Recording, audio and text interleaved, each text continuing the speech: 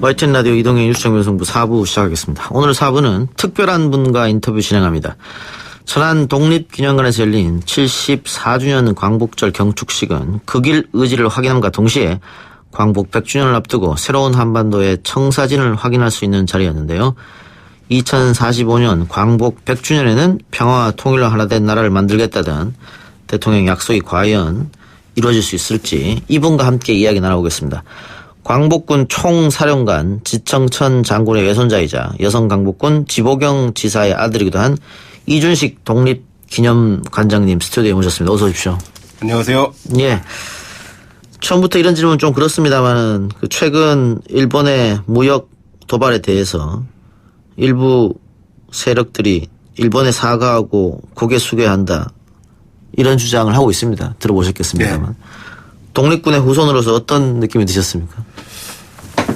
안타깝게도 한 세기 전의 역사가 되풀이 되는 것 같습니다. 지금부터 한 100년 전, 110년 전에도 이 땅에 지식인이라고 하는 사람들이 그런 주장을 했습니다. 예. 일본은 강한 나라다. 조선, 대한제국은 약한 나라다. 약한 나라가 강한 나라한테 대드는 거는 뻔한 결과를 낳는다. 예. 그러니까 강자에게 맞서 싸우지 말고 그냥 적당히 빌붙어서 사는 게 훨씬 현명한 길이다라고 얘기를 했습니다. 그런 사람들이 이제 친일파가 된 거죠. 예. 역사는 그런 친일파의 길이 결코 옳지 않았음을 입증을 했습니다. 예. 강한 나라 일본이 강한 나라라고 판단했던 일본이 제2차 세계대전 아시아 태평양 전쟁에서 졌고요. 약자라고 생각했던 우리는 해방이 됐고 해방된 뒤 한 70몇 년의 시간이 지나는 동안 일본은 결코 경험하지 않았던 민주주의를 이뤄냈고요. 또 빠른 시간 안에 산업화도 이뤄냈고 심지어는 100년 전, 110년 전에는 우리 군사력이라는 게 별 볼 일 없었는데 예. 하도 별 볼 일 없으니까 정복은 대신에 민초들이 총을 들고 싸웠는데 예. 지금은 군사력만 하더라도 세계 7, 8위권 정도의 힘을 갖고 있으니까요. 그 당시보다 훨씬 힘이 세졌는데도 그것을 인정하지 않고 우리가 100년 전처럼 여전히 약한 나라라고 생각하는 그런 패배주의 의식에 사로잡혀서 결국은 새로운 친일파의 길을 걷는 게 아닌가 좀 안타깝습니다. 역사에서 제대로 못 배우는 것 같아요. 예. 할아버지신 지청천 장군 일본 육사에 들어갔다가 탈출해서 지금 강복군이 네. 되었지 않습니까? 네. 그리고 이 독립군 3대 대첩이라고 하는 대전 자령 전투의 네. 지휘관으로. 예. 그 전투에서 돌아가신 겁니까? 아니요. 지청천 장군은 해방 후에 항복하셨고 1957년에 돌아가셨습니다.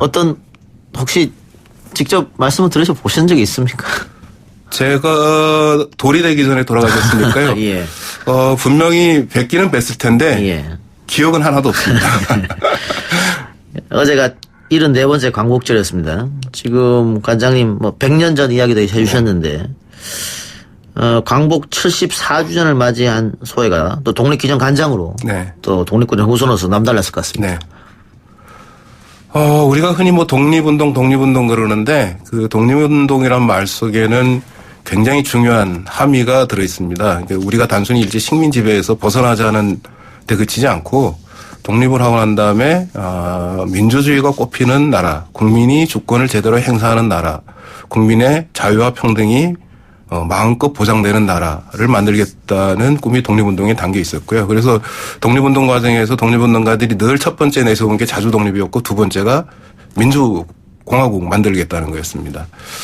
그런 꿈은 일정 부분 실현되기도 했죠. 해방 후 70 몇 년의 역사를 지나가면서 우리는 민주주의를 향해서 한 단계 한 단계 나갔지만 아직도 민주주의가 완성됐다고는 보기 힘든 것 같습니다. 지금도 예. 계속 나아가는 과정이 있죠. 그런 의미에서는 광복이라는 것이 완성되지는 않았다고 보고요. 또 하나 독립운동에 중요한 함의가 있는 것은 독립운동가들이 우리가 독립하고 난 다음에 한반도를 둘러나서 민족이 분열되자고 생각한 독립운동가는 없었습니다. 그렇죠. 예. 다 독립이 되고 나면 우리 민족이 하나가 되는 그야말로 민족이 통합된 국가를 만들겠다, 나라를 만들겠다는 생각을 갖고 있었는데 그런 꿈은 사실은 해방과 동시에 좌절됐습니다. 분단체제가 수립되었으니까요. 그러니까 진정한 광복의 의미는 독립운동가들이 꿈꿨던 민족 통합, 민족이 하나가 되는 완전한 자주 독립 국가를 이루는 것이라고 했을 때 지금 한반도에서 꼽히고 있는 평화 공존의 분위기가 진정한 광복을 향해서 나가는 중요한 단계가 아닌가 그런 생각이 듭니다. 뭐 백범 선생도 비슷한 말씀을 하셨으니까. 그러면 아직 독립운동가들의 꿈은 이루어지지 않았다. 예. 이제 우리 후손들이 책임이죠, 이제. 그렇죠. 예. 독립운동가들은 자신들이 할 수 있는 모든 것을 바쳐서 했습니다. 그런데 후손들이 그 뜻을 제대로 이어받지 못하고 있는 거죠. 예. 문재인 대통령이 100주년 때는 광복 100주년 때 그 2045년입니다. 예. 원 커리어로 세계 속에 우뚝 설 수 있도록 기반을 다지겠다. 네. 어떻게 가능한 얘기겠습니까? 저는 가능하다고 믿고요. 또 가능하도록 만들어야 된다고 생각을 합니다. 그 일제강점기 그 엄혹한 시절, 심지어 나라가 없던 그 시절에도 독립운동가들은 우리는 반드시 독립이 된다. 독립운동가들이 자주 쓴 말이 있습니다. 어떤 행사를 하면은 그 행사 내년에는 꼭 서울에서 합시다. 3.1절 기념식 할 때 내년 3.1절 기념식은 서울에서 합시다. 다 해외에 계셨으니까. 해외에 계셨으니까요. 예. 그분 그 엄혹한 시기에도 독립의 전망이 확실히 보이지 않던 시기에도 우리는 반드시 독립이 될 것이다라는 희망을 갖고 독립운동을 했는데 지금은 그때보다는 훨씬 더 사정이 좋습니다. 일단 나라가 있으니까요. 예. 나라가 있으니까 우리가 힘을 합쳐서 밀고 나가면은 언젠가는 민족 통일도 이룰 수 있다고 생각을 하고요. 그 통일을 이루는 것이 사실은 이 시대를 살아가는 우리들 독립운동가 후손들의 책무가 아닌가 하는 생각이 듭니다. 그런데 분단된 지 벌써 70년이 됐고요. 특히 이제 20, 30대 젊은 층에게 설문조사를 하면 그 통일 꼭 필요한 것이냐. 통일 비용이 너무 부담된다. 후세대한테 전가하는 게 아니냐. 지금 이대로가 좋다라고 답하는 친구들도 많단 말이죠. 젊은 세대로 내려갈수록 그런 생각을 하는 비중이 점점 높아지고 있다고 하더라고요. 예. 그래도 한 30대 중반 이상은 그래도 민족은 하나라는 생각을 강하게 갖고 있는데 젊은 세대로 내려갈수록 워낙 이제 분단 체제에 익숙해져서 그런지 또는 통일 비용이라는 것이 부담스러워서 그런 것인지 그냥 싸우지만 않고 그냥 사이좋게 남북이 갈라져서 사는 것도 괜찮지 않냐고 생각을 한다 그러는데요. 사실 그것도 한 방법일 수는 있는데 이 한반도의 지정학적 운명이 갈라져 있으면은 굉장히 불리하다는 겁니다.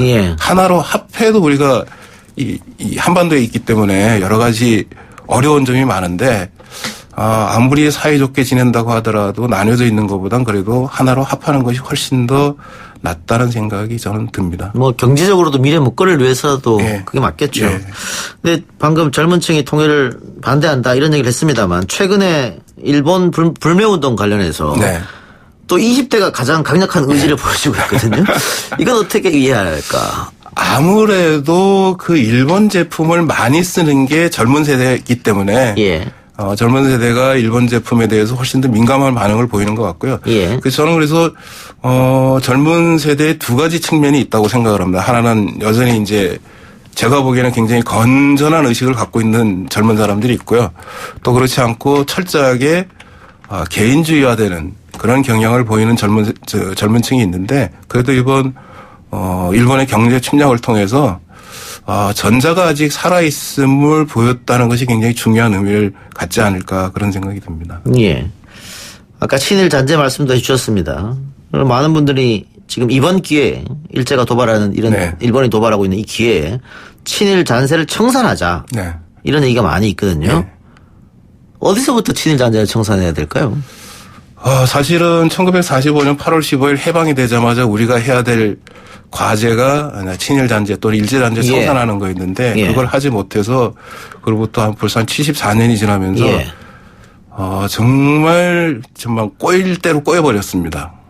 친일파의 후손들이 지금도 한국 사회 기득권 세력이 돼서 여기저기서 큰 소리를 치고 있고 예를 들어서 한국의 메이저 언론이라고 하는 신문사들이 다 친일파의 후손들이 경영하는 신문이고요.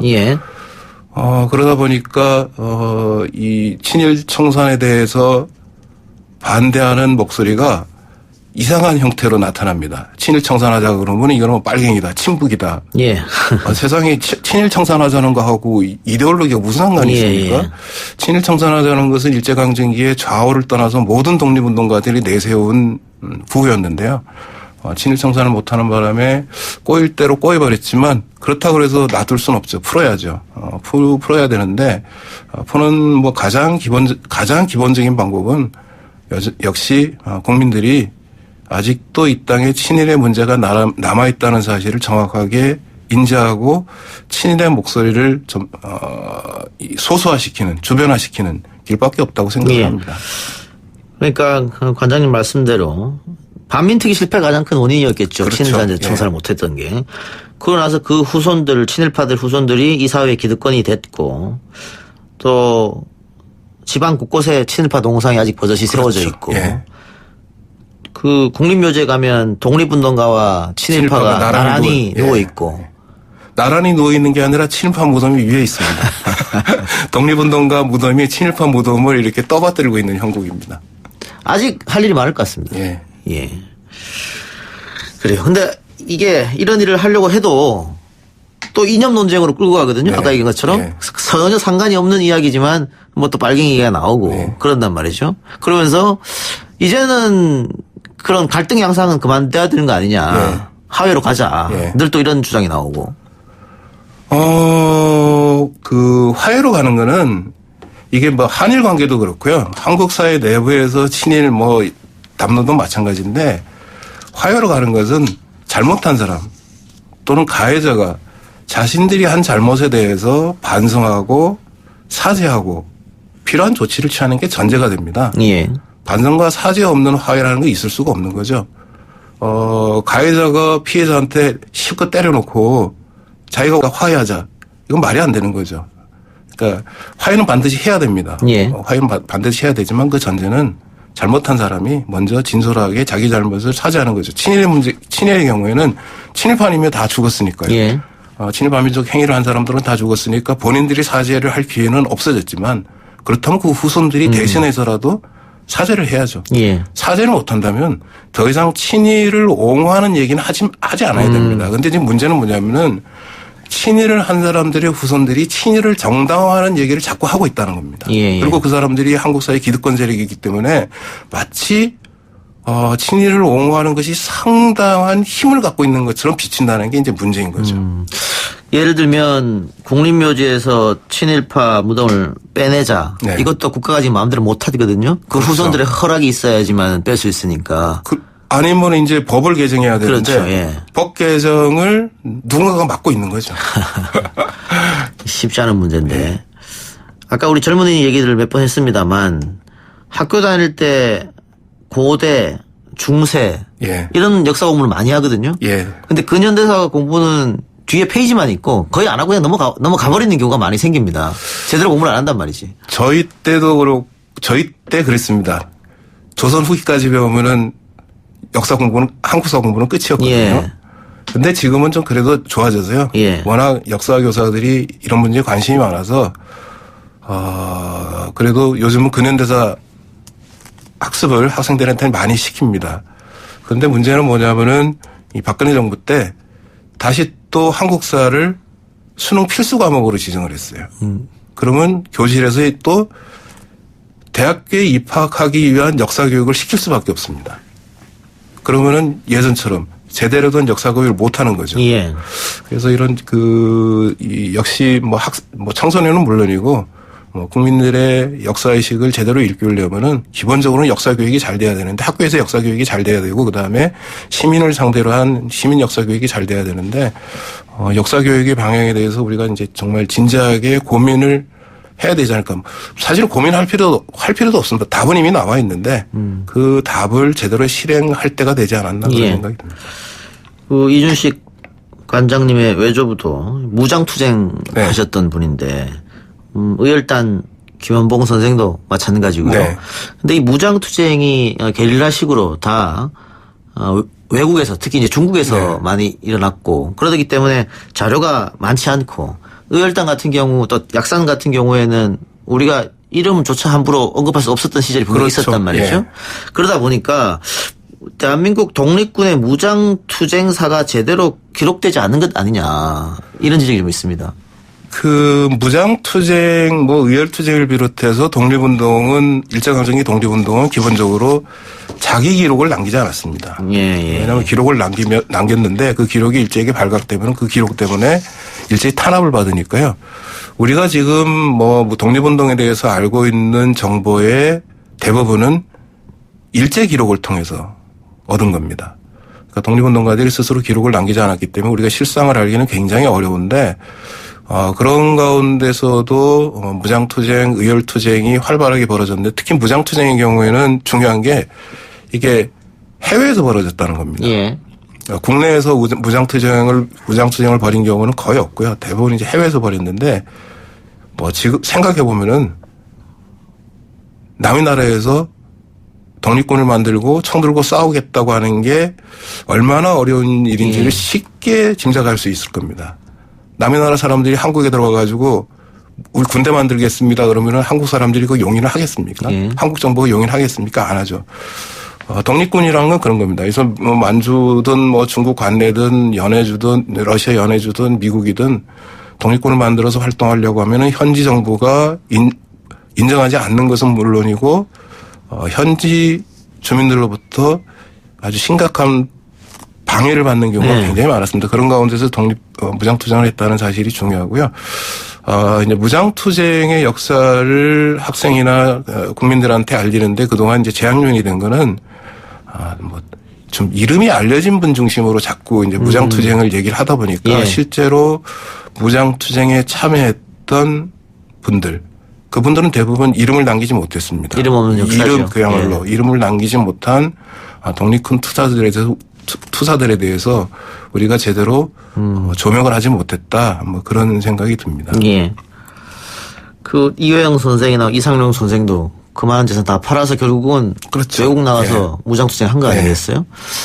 그런데 돌이켜보면 일본이라는 막강 군대를 향해서 개인이 그냥 맞서 보는 거지 않습니까? 계란으로 바위치기인데 어떤 생각으로 그런 운동을 하셨을까 이런 생각도 들어요. 1910년을 그러니까 1910년 이제 강제병합이 되고 난 다음에 망명하신 분들 또는 강제병합 이전에 총 들고 일제 맞서 싸운 의병들이 남긴 기록을 보면은 흥미로운 공통점이 발견이 됩니다. 이게 뭐냐면은 일제의 노예가 되어서 사느니 차라리 자유민으로 살다가 죽는 길을 택하겠다. 자유를 위해서 싸우다 죽는 길을 택하겠다. 그분들은 자신들이 독립운동을 한다 그래서 바로 독립이 될 거라고는 아마 생각하지 않았을 겁니다. 희망을 갖고 있었겠지만 일제와 싸운다는 것이 얼마나 힘든 일인지를 알고 있었겠죠. 그렇지만은 아무리 힘들더라도 노예로 살 수는 없다. 그런 결심에 따라서 독립운동에 투신했을 것이고 독립운동을 하는 과정에서 독립에 대한 의지, 독립에 대한 희망을 결코 포기하지 않았습니다. 포기하면 어떻게 되겠습니까? 변절하는 거죠. 근데 변절한 독립운동가가 없는 건 아니지만은 우리가 알고 있는 독립운동가들은 다 그 힘든 길을 마다하지 않고 꾸준히 걸어갔고 심지어는 그 독립의 그날을 보지 못하고 해외에서 돌아가신 분도 많습니다. 그 돌아가신 분들이 남긴 유언을 보면은 정말 가슴이 먹먹해질 때가 많은데요. 이런 유언이 많습니다. 독립이 되기 전까지는 내 유해를 고국으로 갖고 가지 마라. 나는 죽어서도 해방되지 않은 내 땅에 돌아가고 싶지 않다. 해방이 되거든 내 유해를 조국으로 갖고 가라.